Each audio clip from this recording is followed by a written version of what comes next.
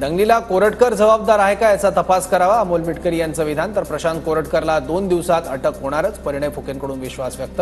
तर प्रशांत कोरटकर मुंबई उच्च न्यायालयात याचिका दाखल करण्याची शक्यता. नागपूरच्या दंगलीला प्रशांत कोरटकर जबाबदार आहे का? ही दंगल भडकून तो गेलाय का निघून, याची सुद्धा शहानिशा केली पाहिजे.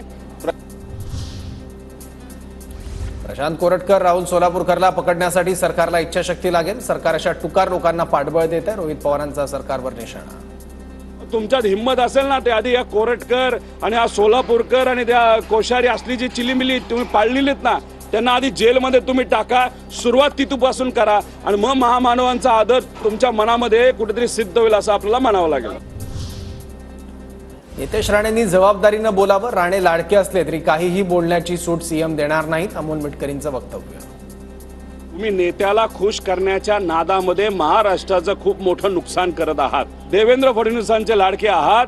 हा लाडकेपणा काही दिवसच तुमचा त्या ठिकाणी पुरणार आहे. विधानसभेत लक्षवेधी उपस्थित करणारे विधानसभा सदस्य गैरहजर. जे सदस्य गैरहजर त्यांची लक्षवेधी रद्द करण्याची मागणी. सदस्यांना गांभीर्य नसेल तर लक्षवेधी रद्द करा, उदय सामंतांनी व्यक्त केली नाराजी. त्यांचं वय कमी आहे, ते मंत्री झालेत. पुढे अनेक काळ त्यांना राजकारण करायचंय. तुम्ही नेत्याला खुश करण्याच्या नादामध्ये महाराष्ट्राचं खूप मोठं नुकसान करत आहात. असे फालतू वक्तव्य करून महाराष्ट्रामध्ये अस्वस्थता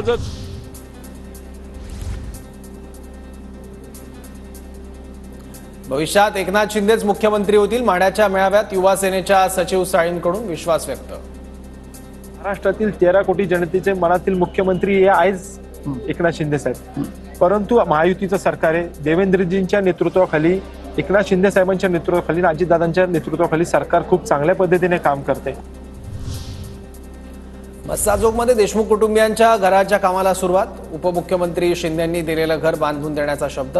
पुढील 3 ते 4 महिन्यात घराचं काम पूर्ण होणार. एकनाथ शिंदे साहेबांच्या माध्यमातून एक 2 मजली इमारत, सुसज्ज अशी, सर्व सुखसुविधांनी युक्त अशी इमारत या ठिकाणी उभी केली जाणार आहे आणि ती देशमुख कुटुंबियांच्या स्वाधीन केली जाणार आहे. ती एक तर 2.5-3 महिन्यामध्ये ही इमारत पूर्ण उभी राहून त्या ठिकाणी देशमुख कुटुंबियांच्या स्वाधीन करण्यासंदर्भात आमचे प्रयत्न आहेत. सतीश उर्फ खोक्या भोसलेच्या पत्नीचे बीडच्या जिल्हाधिकारी कार्यालयासमोर उपोषण. घर पाडणाऱ्यांवर गुन्हे दाखल करा. त्याच गावात शासनाने पक्क घर बांधून द्या, खोक्याच्या कुटुंबियांची मागणी.